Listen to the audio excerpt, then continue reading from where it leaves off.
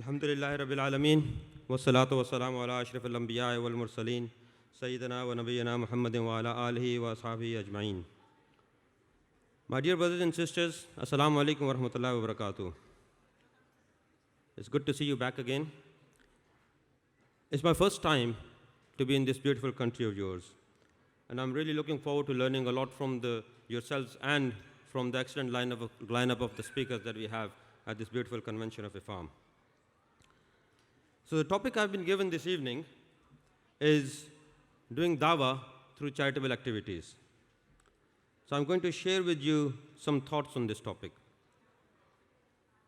But the main question that we have to address this evening is, in this day and age, is it really possible or appropriate to do Dawah through charitable activities?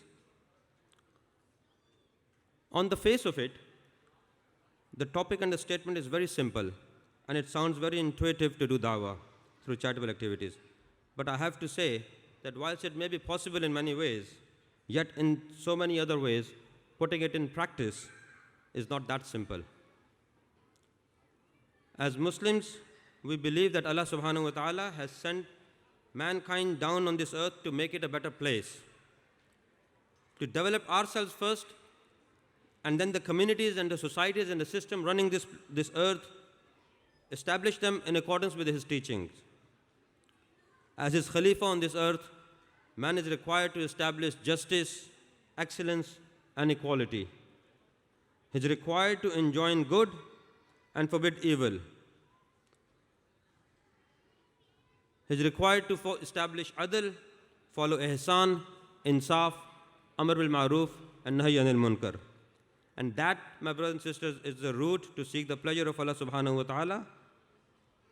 And that is the mission of Islam, and that is central to our belief. So anything that we say or do to spread this message or to demonstrate the virtues of Allah's deen to the mankind is actually the Dawah. So Dawah is actually a broad term, and it covers a whole range of approaches and attitudes. So is it really possible to do Dawah through charitable activities? To answer that question, we need to look at the charitable activities in the sense of humanitarian and the developing sector and the whole industry that has developed, and see what are the main objectives of this whole industry. There could be many ways to describe these objectives, but let's have a look at the highest level. Let's go to the highest level of this industry and see the examples of the Sustainable Development Goals that have been set by the UNDP, the United Nations Development Programme, in 2015 as a target goals to achieve by 2030. And these are the goals and these are the objectives against which the whole international development sector, their performance is measured, they're used as a benchmark, and everyone is expected to follow them. If you look at those goals, you'll see that on those 17 statements, there are 5 or 6 themes. I'll just go through them very quickly, and I'd like to invite you to see how these goals relate to Islamic values, and equally importantly, from the Islamic perspective, what is missing from these goals. So there is a group of these goals which relate to the development of human capital, like no poverty, zero hunger, establishing good health and well-being, providing good quality education, gender equality, clean water and sanitation. Then there's a theme of social and economic development and prosperity. Then they can be clubbed together in themes of taking care of the planet and its resources, and ensuring sustainable lifestyle and environment. Then you can also see there's a theme of developing strong institutions and establish peace and justice. And at the very last, the 17th goal is to develop partnerships for these goals. So if you think about these goals vis-a-vis the Islamic perspective and Islamic teachings, you will realize that Islam does indeed provide the guidance for implementation of all of these goals. And it does that in terms of relationships between Allah subhanahu wa ta'ala and human beings, relationships between humans, and relationship between humans and the planet and the environment. But Islam does not solely promote the three relationships as a demonstration or embodiment of the spiritual power, but actually it provides the mechanism of these interrelationships. And we also know that there is a close connection between religion and development. Islam teaches us to lead a productive life in this world in order to be successful in the hereafter.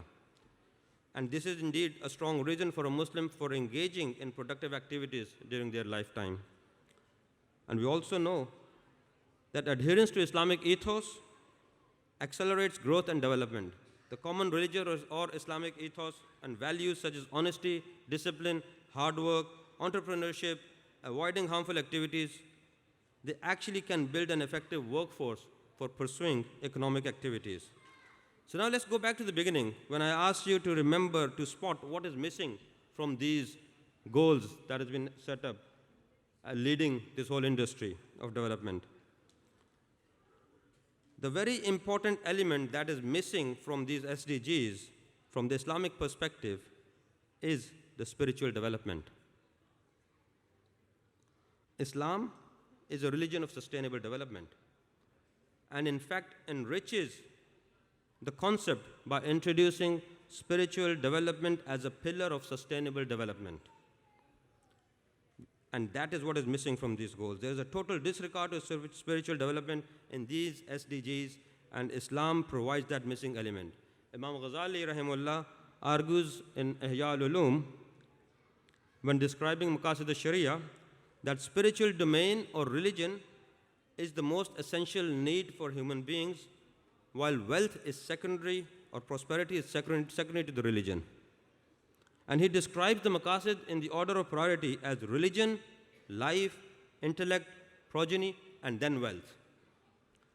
So if we approach the whole development or charitable activities through this paradigm, then we will find for ourselves a comprehensive framework that encompasses efforts of developing human beings and also establishing a system as the medium for implementation of the economic, social, educational, and governance mechanisms.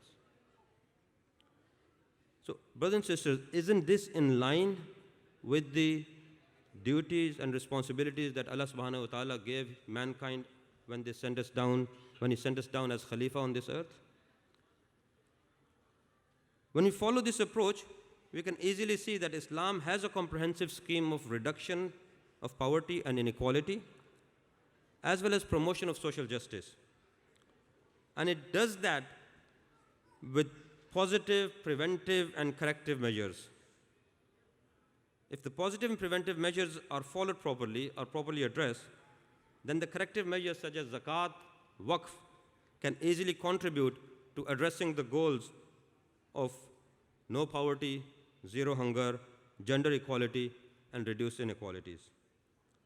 Islam is also very supportive to the concept of development of human capital, which is covered in the goals of health and well-being and good quality education. Islam also supports economic growth subject to its rules and regulations. But for an unbridled growth, Islam does not permit exploitation of people or to destroy the nature indiscriminately. Islam guides us to establish decent work practices in the spirit of brotherhood. The various tools of Islamic finance especially can be utilized for building sustainable infrastructure and meaningful economic development. And in terms of preventing further worsening of the impacts of climate change, Islam emphasizes a lifestyle that promotes moderation and does not support consumerism based on greed, israf, and tabzir. And Islam also advises us to ensure sustainable cities and communities where consumption and production will follow the Islamic principles. And water and sanitation and energy can also be achieved by living life as per the Islamic lifestyle. And Islam also has positive response to the goals related to the environment in this whole pack. And finally, The Islamic contribution to promoting peace, justice, and building strong institutions are also immense. Justice is one of the basic principles in Islam that one has to maintain in each transaction, and Muslim nations and organizations can utilize Islamic principles of partnership as a bridge to develop the mutual relationships required to make the world a better place. So, brothers and sisters, you can see that there is a significant alignment between these goals and the basic tenets of Islam for development of communities and societies. But please keep my comments in context of what I have already described at the very outset as to what is missing from this whole framework, and that is the spiritual development. If we inject the element of spiritual development, then these goals become meaningful not only for this world but also for the hereafter. And let's also not forget that religion can promote development as long as religious beliefs and practices promote moderation, peaceful coexistence, and not the extremes. It can become a source of enormous wealth of knowledge that is relevant to the sustainable development and thus play a very decisive positive role in enhancing these goals and achieving these goals. And development of this world, along with these goals, whilst prioritizing the spiritual needs of human beings, is in fact the demonstration of the model life that Allah subhanahu wa ta'ala has sent us down to this earth to establish. And that is the most powerful form of dawah. So now that we have established this premise, I'm going to throw a spanner in the works. I'm almost halfway through my talk, so let's take a shift. Faith-based charities are always under a lot of scrutiny. They face allegation of proselytizing, which pose significant challenges to their growth, development, and ability to confidently make impact in achieving these goals.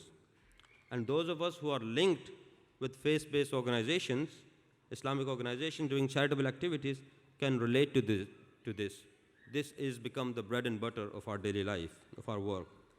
So let's dive a little deeper into it and see what is the actual matter.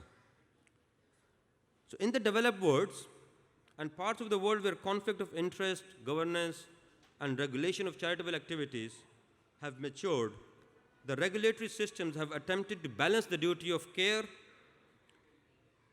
and safeguarding of vulnerable people, maintaining the secular framework and values of the society, accommodating the emerging thoughts and beliefs that have been gaining strength. And as a result of all of these balancing act, the result is that faith-based organizations face an assumption or allegation that their activities may result in taking advantage of vulnerable people by proselytizing and manipulating them to change their views or to convert them. Now, you may think that the targets are Muslim charities only, but the truth is that both Muslim and Christian charities top the list of those who face these difficulties.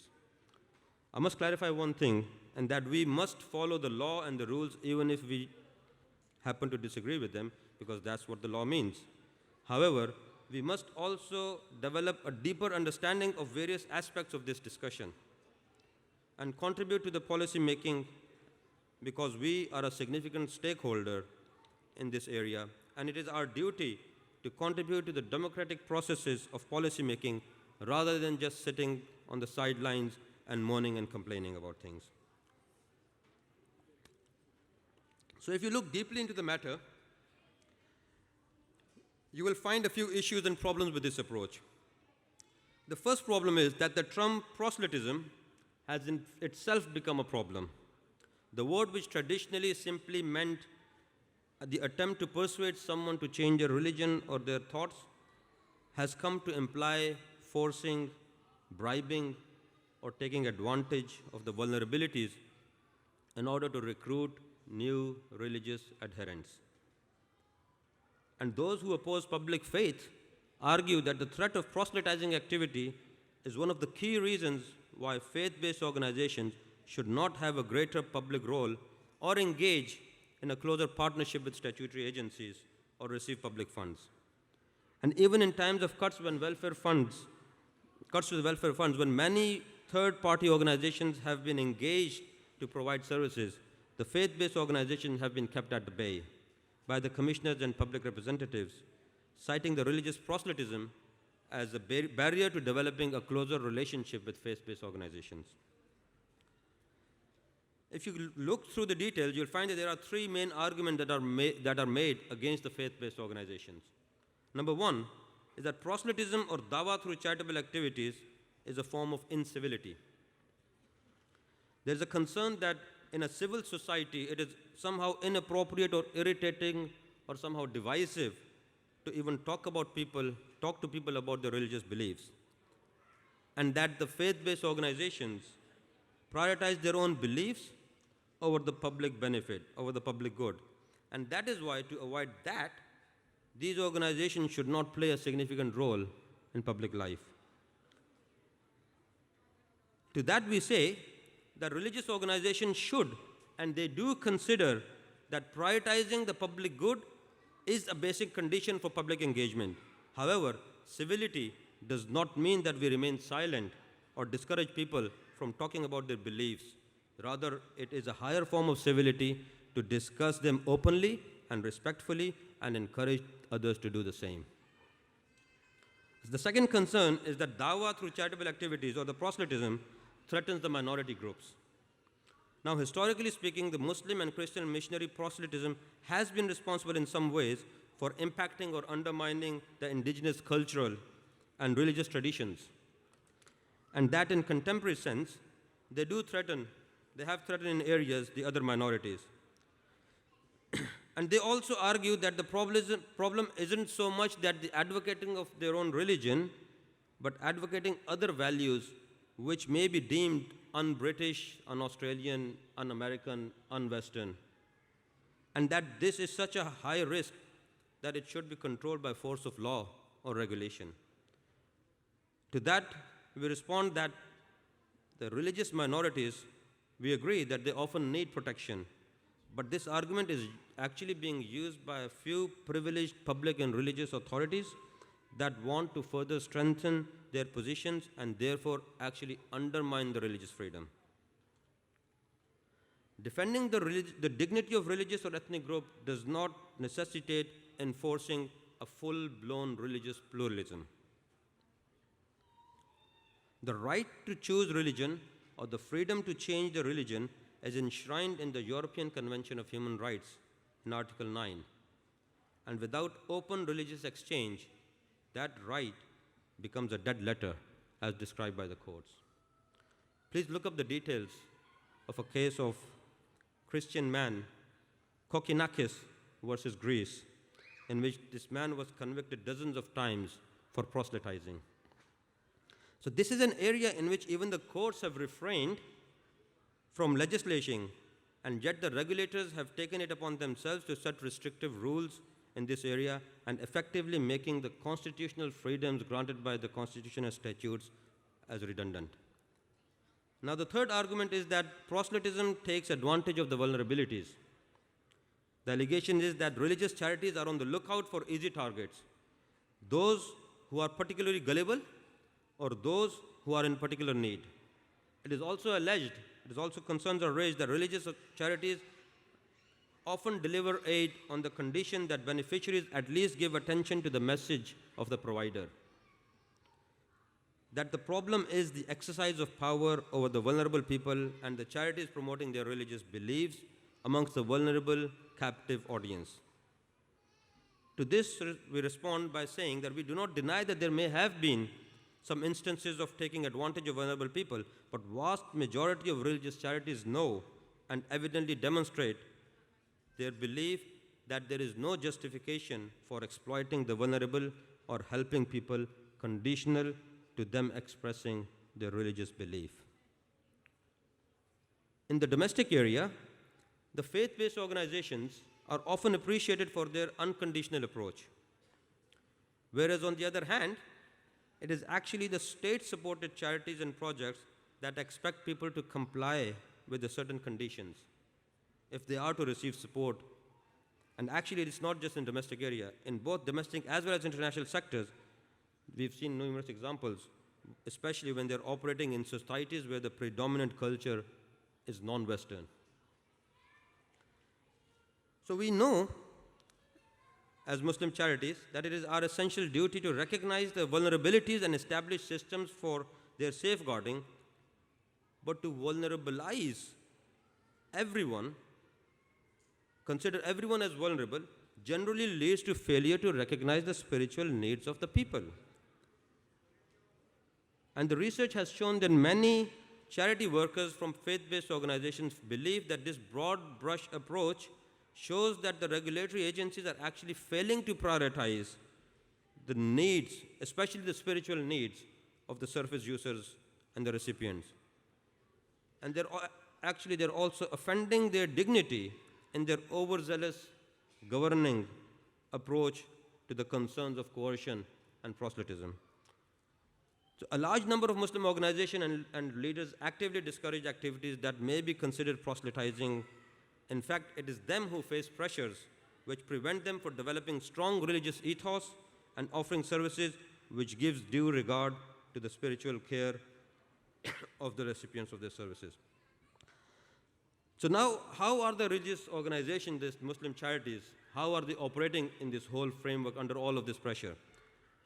I'm just going to quickly list the three different models that different religious charities have adopted, and then I'm going to conclude very quickly.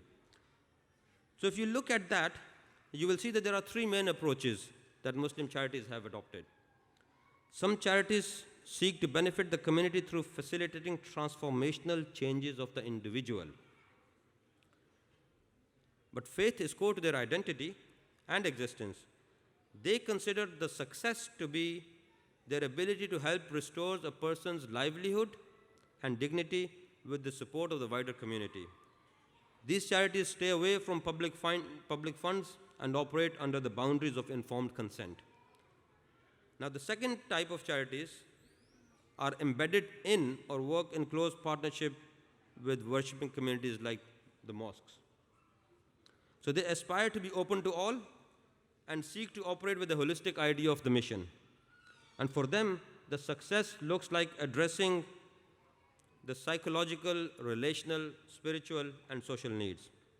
They do acknowledge the vulnerabilities, and they serve the people in unconditional and non-discriminatory way. But they also seek to share faith and offer chance to participate in the life of the worshipping communities like the masjid. And they very cautiously access some specific types of private funds or endowments only. And the third approach that you may see in certain charities, certain organizations, is that they value inclusion highly for various religious and ideological reasons. So they stay away from Dawah or proselytism, but they will help their service users on a spiritual journey in which they would offer counseling through chaplaincy services. These organizations receive public funds and are therefore subject to greater regulatory and performance pressures. They focus on achieving their contractual targets and agreements in ways that are informed by their religious ethos and values. So different organizations, based on their own internal culture, they have adopted different ways of working within this whole framework. So to summarize, we strongly deny that Islamic Dawah should be equated to coercive proselytism or to providing vulnerable people to help conditional to them changing their views about Islam. We feel that Muslims are one of the biggest donors and community funders of charitable activities, and they do it from their sense of religious duty. And that Muslim faith-based organizations constitute a large part of development sector, both domestic and international. We request the regulators, we advise them that they must recognize the spiritual needs of the service users and their basic human rights and freedom to choose freely. The freedom to choose their religion freely that is granted under the established global statutes of human rights.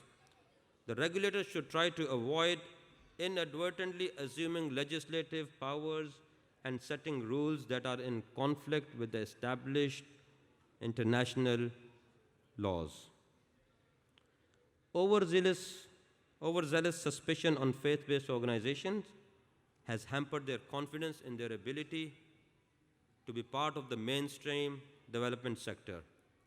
And it has also hindered their capacity building, which in turn results in a large part of their activities not making the full impact in terms of achieving the sustainable development goals the rest of the world and the rest of the sector is following. The leaders of these organizations do follow the rules and laws.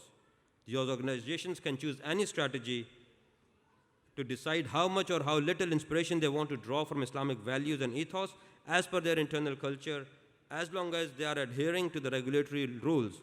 But they must also develop a deeper understanding of policy-making processes and participate in them to help improve the systems. We need to do this, my brothers and sisters, in order to do our duty as human beings, as Khalifa of Allah subhanahu wa ta'ala, and seek His pleasure by developing this world, its communities, the societies, and the systems in accordance with the teaching of Allah subhanahu wa ta'ala and His Rasulullah sallallahu alaihi wasallam. May Allah subhanahu wa ta'ala grant us tawfiq to live our lives according to His wishes. أقول قولي هذا أستغفر الله لي ولكم ولسائر المسلمين. السلام عليكم ورحمة الله وبركاته.